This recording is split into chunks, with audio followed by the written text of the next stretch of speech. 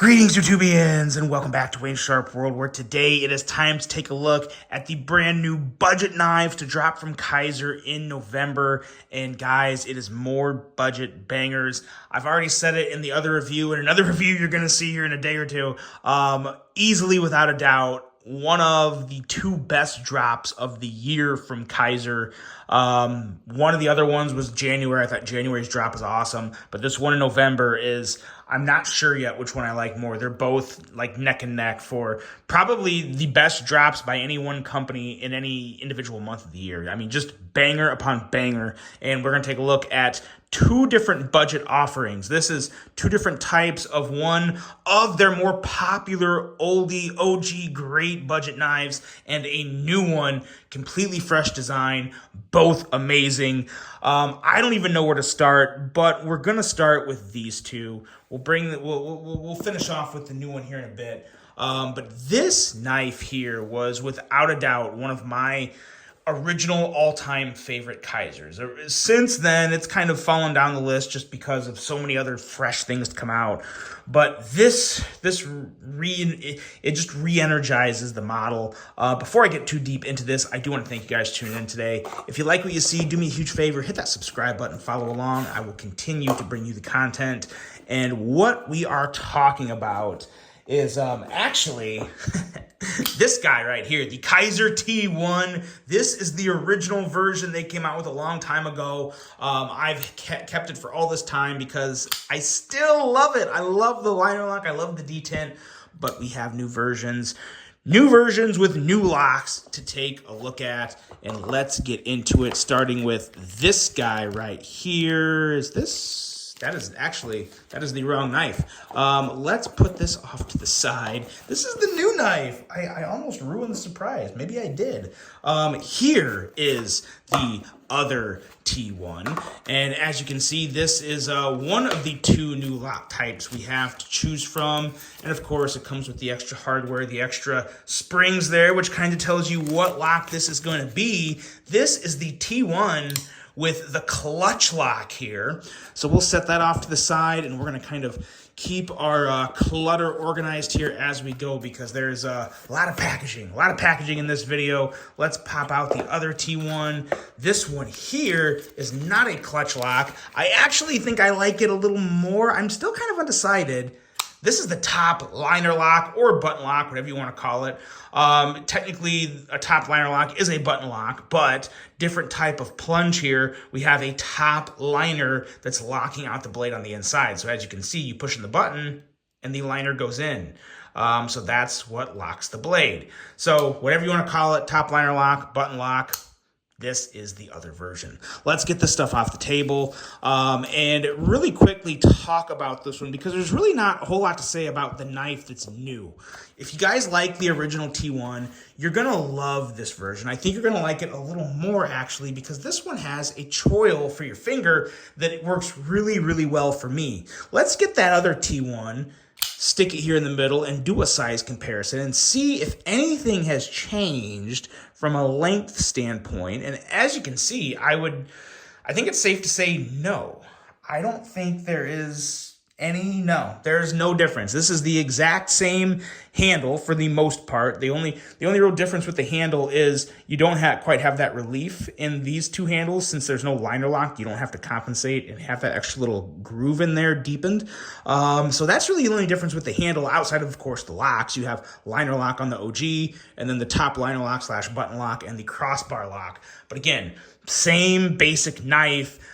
Biggest difference with the choil there on the two new versions. And it's also worth noting here, bigger thumb studs. Noticeably bigger thumb studs. I like that. I actually really, really like that. So we'll get the original T1 off the table. Quick specs on this. Overall length of 7.55 inches. Again, we're talking same length specs for everything. 7.55 inches, 3.2-inch blade length, 120 thousandths thick blade stock. Both of these knives are sporting Nitro V blade steel. We have G10, we have micarta, and then we have a total of, I believe, four or five options of different types of blade coatings and handle material to choose from. They're ranging from $66 up to $70. So a nice tight price range. 3.67 ounces roughly for any of these. We are looking at a design from Yuli Henneke, which to me is kind of a timeless design. I don't know how anyone would not like the design of this T1. It is so straight, simple, to the point. The clutch lock here is fantastic, although I see this is set at the medium setting. I will be adjusting this one to the tightest setting. I think a slightly tighter setup is the way to go with this particular knife. But still, even with the middle setting there, very, very nice action. Very easy to middle finger flick as well as thumb flick. Good ergos. Uber slicey blade that you always had with the T1 carries over to the new versions. Just a really nice, pleasant handle shape. It fills the hand, sits securely in the hand. Very nice job there. And as you can see, we got all T8 hardware. Even the pocket clip is held in with 2 T8 screws. So very nice job there, so you don't have to switch your bits back and forth when you're taking this guy apart. The top liner lock is very, very nice. I think the only thing that would make the top liner lock a little nicer for me, the detent is not too weak, but I could go for just a slightly, and I mean a slightly stronger detent. That's the only thing that would make this one better for me. They're actually the perfect size. I would not want to see this knife any bigger. I know you guys hear that a lot from me. Oh, I'd like to see it a little bigger. No, this is the perfect size of this knife for me. It's an excellent design. Both of them they feel phenomenal in the hand. And it really just comes down to picking your poison of lock type. Do you want the clutch lock? Do you want the button/top liner lock? I think I would go top liner lock. I don't know though. Again, you could ask me tomorrow. I might have a different answer for you because they're both done so well. But that is the new T1 finally back. I asked for this a very long time ago, and I'm sure I'm not the reason these came back. But nonetheless, I am glad they're here. The new T1s are out, about, and ready to purchase right now. Of course, as always, links below to pick these and the other knife up here that we're about to take a look at right now that I almost kind of still showed you guys. This is a really nice, fresh design. Not a big knife, but a very good knife in the hand. This here is the Kizer Phoca CC, another clutch lock offering. Whew, very, very smooth operator here, guys. This is another little budget ergonomic masterpiece for what it is. I really, really, really like the way this feels in hand, and I love this little clip point blade shape. Really good stuff in this guy, again, at another very, very affordable price. Just consistent greatness from Kizer as of recently. They have been setting their own bar higher. I just hope they keep living up to it because I am here for it.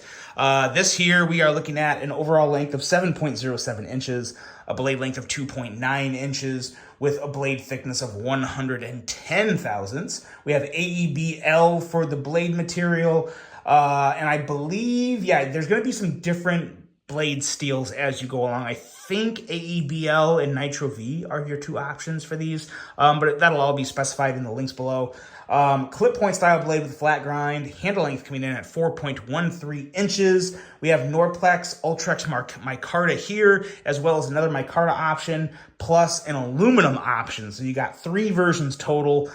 This version here has the clutch lock, which is so stinking nice. I think they all have the clutch lock, actually.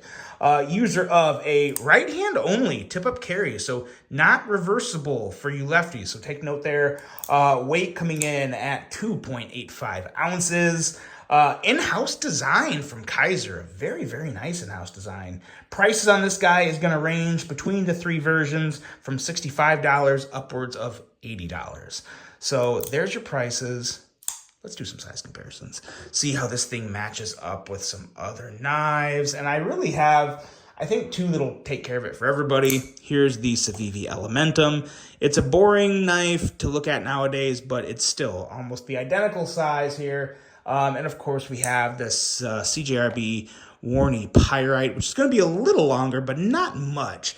Clearly, everything you need to see here in size comparisons for a knife. There you go. So it's very much a medium size knife, I would say. Usually medium is good. Sometimes small is too small, but medium gets the job done. Very nice little piece here. I really do enjoy this clutch lock.